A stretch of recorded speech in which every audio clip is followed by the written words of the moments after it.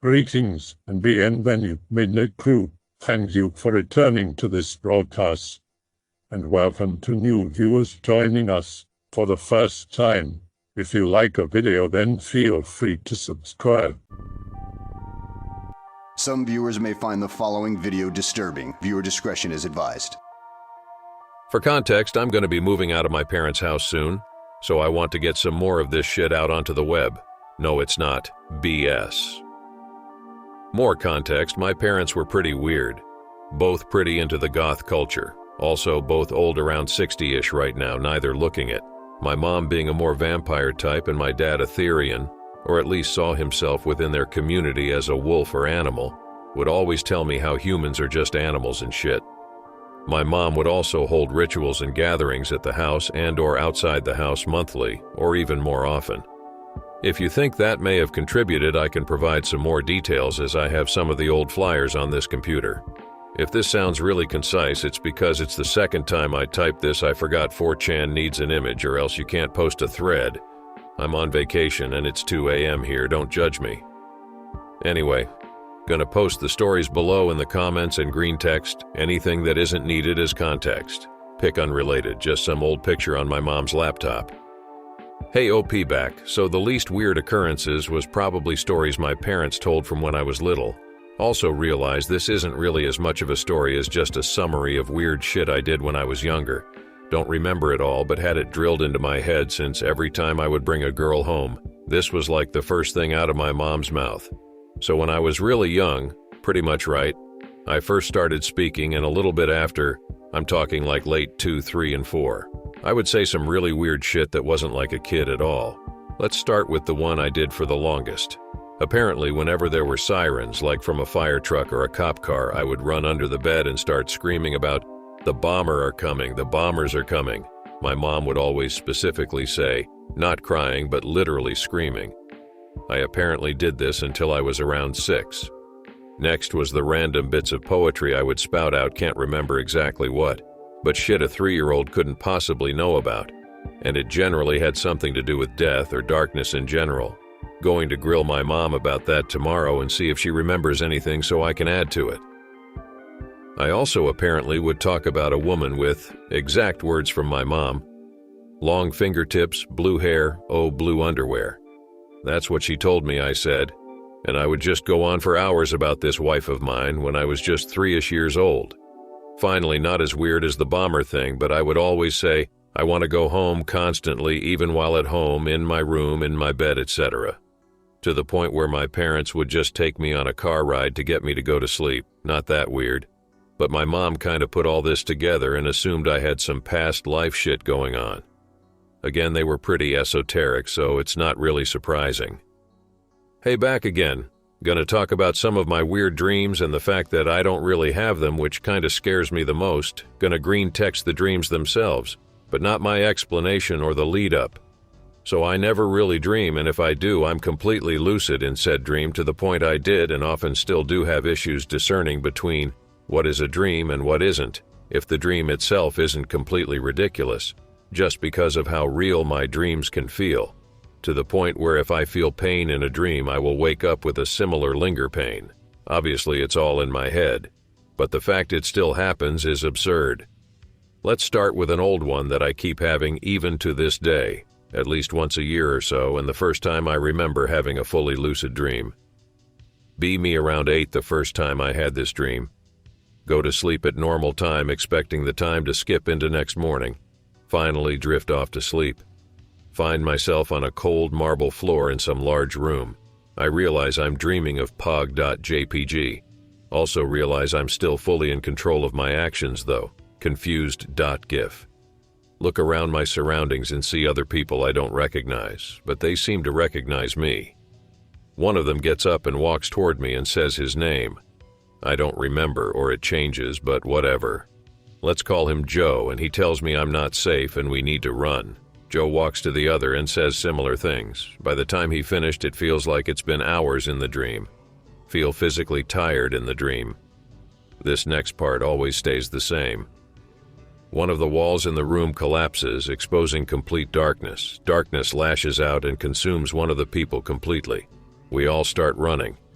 This part of the dream kinda depends on when I'm having it. I don't remember it exactly from the first time, but the people that I'm running with change, generally people I don't recognize, but could have similar traits to people I know, but not be them exactly. Run for what feels like hours. People get eaten more and more by the dark fog or sludge that is chasing us. Hallway becomes more and more cramped. Be the last one left, forced to crawl through the hallway. Darkness finally catches up with me and is washed over. Feels good at first, like being covered in warm mud. Suddenly it hurts all over. Wake up, go to the bathroom, and wake up Dad. Dad told me to go back to sleep. Go back to sleep. Put right back into that same dream from the beginning, only this time I'm completely alone, go through the same events, wake back up and don't go back to sleep. So that was the first time I had a weird dream like that. Pretty much every time I get that dream, I just go through it and just decide that night is going to be the night where I just don't get sleep. Mobile games exist for a reason. Next weird dream shit in the next comment. Gonna be the last dream one I do, but I figure this one is a little more impactful. Well, you'll see why. Be me around 12 or 13 at the time. Came home from late night at a friend's house at 10 p.m. Wow.jpg. Parents give me shit for it, but just send me to bed, brush my teeth and go to sleep. Find myself waking up the next morning. Everything seems a little too bright. Mom comes and gets me up and offers to make me food. Something seems off. Dismiss it. Who cares.png. Bacon and eggs time. Go through a full normal day. Walk to school with Mom. Go to class. Everything is perfectly normal, etc. Get out of school. It's already dark. Guess I'm late.jpg. No one on the street. Run home. Door unlocked. Home empty. Hear something from the basement. Sounds like a deep melodic almost a hymn from monks. Spook.mp4. Open the door to go down and investigate anyways. Feel sharp pain in the back of head. Everything goes dark. Come to strap to that stone table that we had in our kitchen that was now in the basement. Forced into the fetal position by straps. Hear deep breathing coming from behind me. Hey Anon, wake up, it's 8 a.m. Anon, what are you doing? I actually woke up this time half sitting on my bed. Sheer bliss from seeing my dad. Still have weird pain in the back of my head. This was one of the first times I actually couldn't tell a dream from real life and essentially lived through a whole day in a dream. My dad found me the next morning sitting in a traditional prayer position kneeling on my bed. Just a really weird dream again, and I had that pain in my head for the whole rest of the day. I have more dream shit, but I think that's enough for now. Hey, think this might be my last one for the night? I'll come back with more for tomorrow night or day. Probably not on the same computer, but you guy will recognize my writing style. Be me around 10. The first time this happened still happens in my room, by the way. Go to sleep on a pretty normal night. Bad insomnia. In bed for around an hour. Parents have already gone to bed and are asleep. Begin to hear my own beat in my ears. Weird.png. Get up and go get water from kitchen. Go back to bed. 20 minutes later, it comes back even louder. Turn on my light. Get out of bed. Kinda just sit on the floor a bit till my heart rate comes back down. Turn off the light and go back to bed. Couple of minutes pass. Start hearing screaming in my ears. Sounds like a woman crying out in pain. Starts quiet then builds. Terrified.rare. So scared I can't move. It gets worse. Sounds like multiple people are getting tortured and someone is laughing. Heartbeat is still in my ears so loud it feels like there's something hitting my head. Finally build up the nerve to move. I turn in my bed and put my head under my covers. It somehow gets even worse. Scream. Nothing comes out. Run to my dad's room and tell him everything. Sleep with him for the night. This only happens in my room.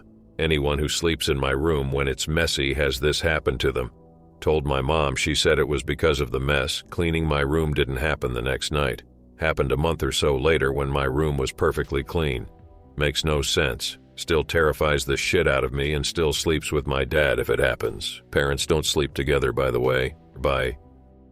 I know I said I was done for the night, but I don't want to leave off on something really weird for the night. Ironically, dating a girl that swears up and down that she comes from a family of psychics. According to her, her dad's brother is a psychic in China as a full-time job, and her grandmother and great-grandmother would actually predict people's deaths through prophetic dreams. Says she even gets dreams that tell the future. I think it's BS, but honestly, I don't know at this point. Do I just attract these types of people? Guess so. Anywho, I said I'd be back to kind of finish up this thread tonight, so here I am.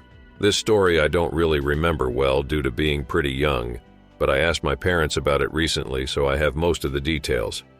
Be me 9 years old, playing in the living room with cars on a large plastic track.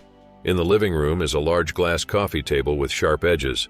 Parents with me watching TV, ironically watching Get Smart. Storm is brewing outside. Power goes out. Power comes back on. Parents find me in the same spot on the floor bleeding with a massive gash below my lower lip. Coffee table was now moved directly in front of me and covered in blood. Mommy, what's wrong? Pass out. Wake up in hospital watching Yagaba, if anyone remembers that show. So in essence, I remember bits and pieces, really weird, and what I remember lines up with my parents' description of what happened that night in the house. The scar is still somewhat visible on my lower lip, which is crazy given that it happened almost 10 years ago now. I have the scar to prove it if anyone doubts this shit really happened and wants proof, because a lot of the other shit I talked about can be chalked up to dreams and my own mind playing tricks on me, but not this shit. This is kind of just going to be a collection of some more weird shit. Can't really green text all of it, but will where it makes sense. Be me 15 at the time. Late at night, chilling in the living room with parents on the couch. Can see into hallway that connects to my room, parents' room and bathroom from the couch, middle of watching some stupid show. Eyes start drifting off towards the dark hallway. Bored.gif. See what looks like an upside-down plastic bag floating across from my room through the hallway into where the kitchen would be. Out of view. WTF.exe. Mom sees it. Oh my God, what was that? Anand, did you see that? Mom gets up and turns on the hallway light. Dad gets up and goes with her. Scared out of my wits and exit the house and go chill on the porch with the cat. Mom spends the next 2 hours saging the house and conduct various rituals to dispel spirits, burns incense, creates hex bags and burns them, etc. That was really weird, but it was not the first time we saw an apparition in the house. She pretty much does the same shit every time. First time I actually remember other times was when I was too young to recall.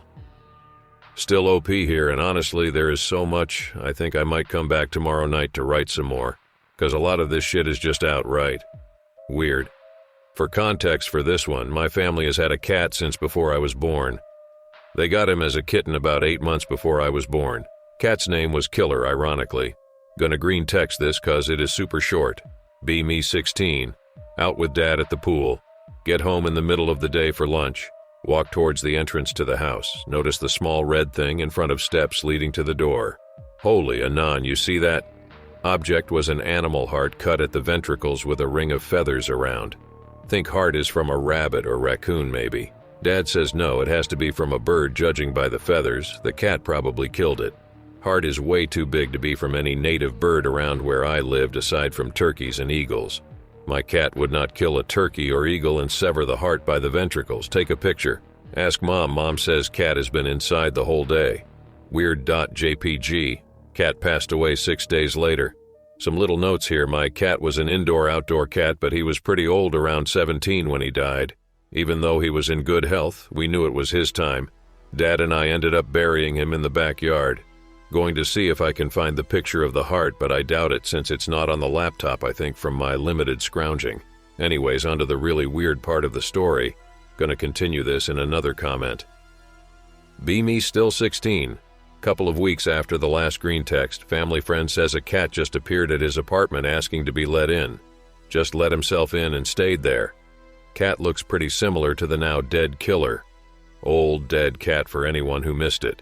Family friend asks Mom if she wants him. Mom declines. Family friend brings cat over anyways, just in case. Mom becomes seriously attached. New cat seems pretty young, maybe 1 or 2 years old. The cat has the same coloration and mannerisms and even likes and dislikes the same food. Memorized where our house was and became an indoor-outdoor cat within days. We end up adopting this cat, naming him Ninja. This cat essentially replaced our old one. Parents still slip up and call him Killer sometimes, months later. Our old dead cat Killer, which my dad and I buried in our backyard, was dug up, bones and decomposed cat everywhere. Ninja goes missing for 3 days. We found him. Still don't know how an animal or someone dug up about 3 feet of soil for a dead cat, and why or where the ninja went during those 3 days. Really weird coincidence or a bad prank. Who knows? Ninja ended up being a lot less like a killer than we thought. Actually a lot more reserved and quiet, hence the name we ended up giving him. But for the first couple months it was uncanny the similarities between the 2 cats. Last one for tonight, not super paranormal I realized after writing, but just weird. Happened about 2 years ago to this day. Can't green text it because I wasn't there for it. But that same family friend that gave us Ninja was house-sitting while me and my family were on vacation. For some context, my dad loves reptiles and animals in general. We have a load of a bunch.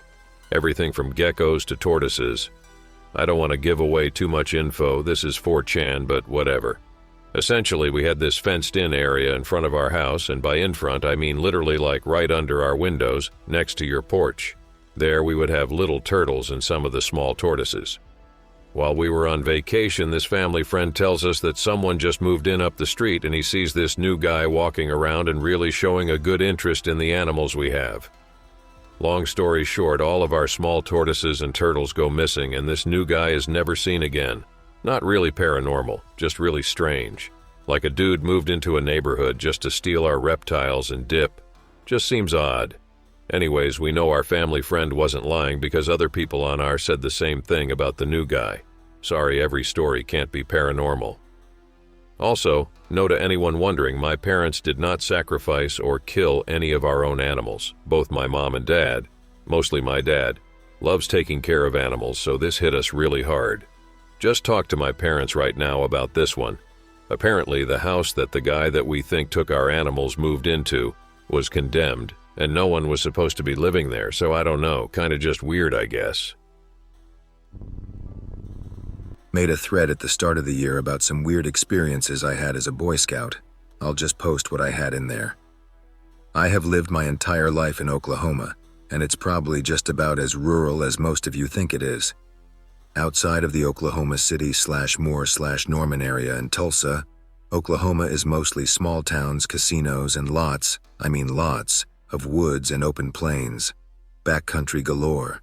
A perfect place to teach young scouts the basics without throwing them right into the heart of the fray. It's usually pretty quiet everywhere you go, and people are generally friendly. We're the definition of flyover state. If there's one thing people probably immediately relate to Oklahoma, it's Indians, native land/reservations/folklore/etc. While this stuff isn't prevalent in the bigger cities, it becomes incredibly prominent as you enter the more rural parts of the state. For those curious, I'm not sure how much land is still legally considered native, but it's probably more than any other state. This particular incident occurred the summer of 2011 at a scout camp not too far from the Oklahoma-Texas border. This was the last trip I ever made out there, and I don't really regret it. Camp lasts Sunday through Saturday, 1 week. Arrive on Sunday, work on merit badges. Monday, Thursday, chill Friday, leave Saturday. The leaders of my troop were comprised almost entirely of one family, whom I'll call the Perkins. There was the great-grandfather, C, the grandfather, D, and the grandson, Buck. C was about 75 when I joined, and fit the crotchety old man stereotype like a glove. He was abrasive, impatient, and quick to lose his temper, while at the same time happy help any boy that didn't ask stupid questions. C was also a war veteran. Not sure which war, though. D was a lot like his father, except, I don't know, cryptic? I guess what I'm trying to say is that you could tell D had seen some shit. He was a little out there, very my way or the highway. Do what I say if you don't want to die kind of guy. Probably 60-ish, but built like a bear. The man was massive and intimidating, and he knew it. To this day, I think D knows a hell of a lot more about this particular incident than he'll ever tell, but I never had the courage to ask him about anything. Buck, the grandson, was about a year older than me. Buck was a bit thick in the head, but he was tough and built just like his granddad. He was also as loyal as a golden retriever, and the word fear wasn't exactly in his rather limited vocabulary. But I digress. Another key player was my best friend at the time, Dylan. Dylan was stubborn, headstrong, and generally looking for trouble. He and I started scouts together at 6, and were the only two that had stuck together since that time. We were usually inseparable, which probably saved our lives that night. Now I was about the opposite of Dylan. I was meek, easily scared, and suffered from constitutional delay, which means that I looked like I was 10 even though I was 15. Pick related. I'm the scrawny kid in the blue. This was taken earlier in 2011 around April. So anyway, we had been going to this scout camp for as long as I had been involved with the troop. Every summer, usually in June or July, we'd make our week trip down there and head home. Dylan and I knew what the camp was supposed to feel like and sound like, as did C and D, who had been going there for 20-odd years or so. This year, we immediately knew something was off. Have you ever walked into a place and just felt like bad vibes, like bad energy just kind of taking up residence somewhere? It was kind of like that the moment we drove through the gates. The younger boys seemed pretty oblivious, but I know Dylan felt like I did. And D. Man, I don't think I've ever seen D as tense as he was that whole week. He was normally pretty chillax if a little strict, but he was on edge the moment we arrived on the grounds until we left on Saturday. I suppose the best way to do this from here on it is give a chronological account of events that happened day to day over the week. That's the only way I can think to do this without losing myself and you guys. The first thing you do when arriving at camp is drive to the registration office to confirm campsites, number of boys/leaders/ etc. We did this, but D was gone for a very long time. When he came back, he was being escorted by the camp ranger. As D was hopping back into the sedan, I remember hearing the ranger say something like, "Just let me know ASAP if anything happens." While this isn't an odd thing to say or hear, I now wonder if it held a deeper meaning. Our campsite was toward the northeast end of camp, down in a tiny valley surrounded by rock outcroppings on the north and south. The northern outcroppings were split from east to west and created what we called the storm shelter. Basically, this little crevice we'd hide in if severe weather ever sprang up. I was assigned to check up on it, make sure it was clear of debris and shit before the week started. So I walk around to the shelter and I am slammed with this awful smell. I knew it was something dead and it smelled big. Once got down into the crevice, I saw that it wasn't something big, but a bunch of smaller animals in piles. Birds, foxes, raccoons, parts of a deer. There was a ton of dead, mutilated bodies back there. I nearly puked. It smelled so bad. The heat didn't help either. Alarm bells weren't really ringing yet, but I was definitely weirded out. I told D about it, and he said he'd have a look and clean up and that I should just forget about it.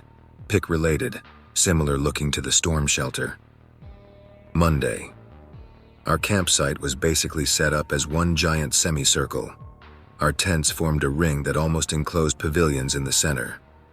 Very little time was actually spent at our campsite, as we were all out working on merit badges at the mess hall/cantina/shooting range/lake/etc. There was no reason for any boy to be in camp, and it was rare to find one who wanted to stay in camp. Dylan and I stuck together most evenings, and Monday night we decided to shoot. Or rather, Dylan decided to shoot. I was a terrible shot and didn't want to pay for ammo I'd end up wasting. We were about halfway to the range when he realized he'd forgotten his money, so we turned around and headed back towards camp.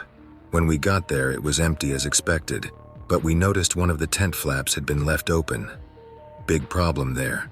D was constantly on us to keep our lips shut, so as to keep any curious woodland animals and insects out of our tents. So I walked over there to zip it up when I realized that it was still zipped, and that the door had simply been ripped open. The tent had been ransacked. Sleeping bags were shredded, trunks flipped over, and the supplies gone through. It was an utter wreck. I called Dylan over and our conversation went something like, "Shit, man. Holy hell. Who would do this?" "I don't know, man. It wasn't one of our boys. D would make sure he'd never see the light of day again. Should we tell him? Do you want to have your head bit off? Let's let him find it for himself." That was a stupid decision in hindsight. We should have found D and alerted him immediately. But since we didn't want to suffer his wrath, we didn't. When we got back to camp that night, Everyone was on edge. All the young boys were freaking out, whispering about Bigfoot, etc. Dee told us that the rest of the week, we all had to be back in camp before sundown, which I thought was kind of pointless. The tent had been ransacked during the day, but whatever. Pick related, similar to campsite. Tuesday. Tuesday was actually pretty uneventful. All I recall is that some boys a couple campsites over from ours got spooked because they heard noises in and around their campsite that night. If I'm being honest, that could have been anything. There's an awful lot of animal life out in rural Oklahoma, and it's not unusual for new amateur scouts to accidentally lure raccoons, foxes, or occasionally bigger things into camp by leaving food out at night. But I still have to wonder if it was related to my other experiences that week. Wednesday. Wednesday was different. The bad vibes seemed to be getting stronger. Or maybe that was just me getting more wound up. I don't know. What I do know is that the mess hall had been broken into the night before and utterly wrecked. Food had been half-eaten. Supplies were strewn everywhere. At least that's what I heard. We weren't allowed up the mess hall until dinner that night, by which time the camp had cleaned everything up. Of course, everyone was on edge now. There were mutterings and whisperings, rumors circulating that basically would have been in /x/wet dream. Did you hear? They found some homeless guy camping out on the other side of the lake. Tom found some really weird footprints outside his tent last night. Did you see them? I heard some weird mating call last night. Did anyone else? Could have sworn I was being stalked while walking back to camp last night. Anyone else feel the same way? Out of all of these rumors, there was one that stuck out to me after the week was over, and the only reason it did is because it reminded me of my experience on Sunday. I found a dead raccoon outside my tent last night. It was like mutilated and shit. Which one of you assholes thought that would be funny? I guess outside of the mess hall business, Wednesday was pretty uneventful too, just really tense. Thursday. Holy shit, man. Thursday night, the camp would always sort of hold this party thing out by the main gate to sort of celebrate the hard work everyone had put in over the week. There would be a bonfire, a chuck wagon, basically the canteen on wheels, stories and songs, lots of Boy Scout stuff, you know. Anyways, Dee was super against letting anyone in the troop go. He wanted to keep every boy in camp that night. But after listening to 12 and 13-year-olds whine and cry for 30 minutes, he kind of begrudgingly changed his mind and allowed them to go as long as they were escorted by the older boys. So Buck, Dylan, and I were pretty much responsible for corralling 15 middle schoolers. Dee said he had a meeting to go to, which I knew was a lie. Scoutmaster meetings were always held in the mornings, never at night. But what the hell? So the three of us start walking them down there, when I realize that we've left the flashlights back at camp and we only have about 5 minutes of light left. I tell Dylan and Buck to go on ahead of me, but both insist on coming. In the end, Buck escorted the kids to the bonfire while Dylan and I went back to camp. That was a mistake for multiple reasons. We had only been gone about 10 minutes, which means it was almost dark once we got back, but our camp was totaled. Our pavilions had been torn down. Tents and their contents were strewn about everywhere. Food was out and scattered. It was a complete mess. Alarm bells were basically screaming, code red, GTFO right now. But Dylan was already into the camp before I could stop him. That's when the smell hit us. That smell of dead, decaying stuff. But this time it was mixed with something else. Kind of like spoiled milk. I'm not entirely sure how to describe it. Not the burnt copper blood scent /X/ says is related to goatmen. I know what that smells like. This was something else. Dylan and I both agreed that we needed to find Dee ASAP. Fate was on our side that night because not a second later he rushed into camp in full commando mode. I'm talking about a giant knife on his hip, brandishing a pistol, sorry, I don't know anything about guns, and the biggest flashlight I've ever seen. Dylan and I immediately start blubbering to Dee about what was going on, begging for answers and almost crying. He told us both to shut up, but quietest voice I've ever heard. That's when I noticed his face for the first time. He had a gash down the right side of his forehead that was bleeding pretty profusely, and a massive bruise beginning to envelop the left side of his face. It looked like he had picked a fight with a titanium beam and lost. Let me just remind you that D is about 6'7" and around 260 pounds of pure muscle. Whatever bested him was strong. D beckoned us over to him, and the conversation was something like, "Where the hell are the kids?" "The bonfire, sir. What the hell are you two doing back here?" "We forgot the flashlights, sir." All right. Here's what's gonna happen. Dylan, I'm gonna give you this knife, okay? Anon, you go get those flashlights you were talking about and point them towards the storm shelter. I'm going over there. If anything but me comes out, you two run like hell. Do you understand? We nodded, and off he went. He rounded the corner into the shelter, and that's about when we heard the noise. Have you ever heard someone trying to talk while choking on their own blood or something like that? That sort of gurgling, gasping noise. That's what it sounded like, mixed with a sort of low growling. Dylan and I stood there frozen for what felt like hours, but was probably more like 5 minutes when that noise abruptly ceased, and D returned pale as S-sheet but in one piece. So D escorted us there, and refused to answer any of our questions or give us any sort of closure as to what had just happened. All he said was, "I don't think we'll have to worry about anything for the rest of the week." So we went to the bonfire, but Dylan and I kept to ourselves and tried to figure out what the hell was going on. When we got back to camp, we did our best repair as much as we could in the dark.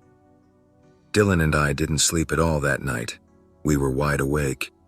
At what must have been about midnight, I heard a few noises outside and saw a flashlight beam waving around before finally coming to still motion, pointed towards the storm shelter. I poked my head out of my tent and observed D sitting in a chair, flashlight pointed at the storm shelter, watching and waiting. I watched D all night, and Friday I finally got some answers. By Friday I mean about 6:30 that morning. Around then, C came out of his tent and proceeded to have a not exactly quiet conversation with D. Now bear with me, as I'm reconstructing this from memory, so some bits might not be entirely accurate. Anything new? No. I've been out here all night. Nothing since I saw it earlier. I still think you're wrong. They never come this far south, especially this time of year. Moose have been something else. I know what I saw, Dad. I'm telling you, they're getting bolder, or more desperate. Well, I'm heading to the mess hall. Need my coffee. Want anything? And they proceeded to talk about breakfast for a while, and C eventually left. I figured if I wanted any sort of closure as to last night, now was my only chance to talk to D alone. So I approached D, but before I could say anything, he turned around and gave me a look that could have curdled new milk. I stopped in my tracks, and he says, "Come, sit." So I sat next to him, and this all I got out of him. "You were pretty brave last night, kid. Incredibly stupid, but brave." "What did you see?" "Nothing, sir." He was quiet for a good 5 minutes, and I finally mustered up the courage to ask him what the hell was going on. "Sir." "Yes?" "Pardon me, sir, but what was it? What's going on? How old are you, Anon?" 15, sir." "Anon, the world is a far darker place than you realize right now. You're too young. Let me give a piece of advice that you need to keep in your head during times just like this. Don't ask questions you don't want to know the answer to, or that you already know the answer to. Do I know the answer to this question, sir? Do you? It wasn't natural, was it, sir? Depends on your definition of natural, Anon.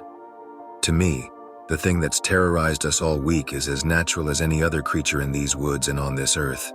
Simply a darker side of nature, one that usually stays away from heavily trafficked areas like this. They don't like people in large groups. Then what's it doing here, sir? Honestly, Anon, I don't know. I think it got confused, lost even. Is it gone, sir? For now, yes. I don't think it will come back while we're here. Dylan woke up about then, as did the rest of the camp, so our conversation was cut short. The rest of Friday was pretty uneventful. Dylan, Buck, and I palled around camp for a while, talking about what we thought it was. Or rather, Buck and I did. Dylan didn't really talk about it and acted increasingly irritated as the day went on. Friday night, all was well. I slept heavily, Had bad dreams, but I slept. Saturday. We were up about 6:30 that morning to tear down camp. I was ready to go, and even though D was reassuring Friday morning, I could tell he was eager to leave too. He was tense and would often stop to look towards the storm shelter. About 11:30, D asked me to check the shelter area and clean it up with him, even though no one had actually used it at all that week. We got back there, and it was completely different than what I'd seen Sunday. It was cleaned, spotlessly so, and something similar to pick-related had been marked on each side of the canyon walls. I assume it's native, but I don't know what it means and have never particularly cared to find out. We left about noon, and I've never gone back, so that's my big story, the one I can't really explain. I know D knew way more than he was letting on. I think Buck knew more than I did too, but he clammed up whenever I tried to talk to him about it. So /X/ what do you think? What was it? I think it was Native American, to say the least, but I don't know what. I hope that you enjoyed tonight's broadcast. If you enjoyed tonight's story, then please subscribe to the channel, as more Greentexts will appear daily. A new broadcast will appear when the clock strikes midnight Central Time.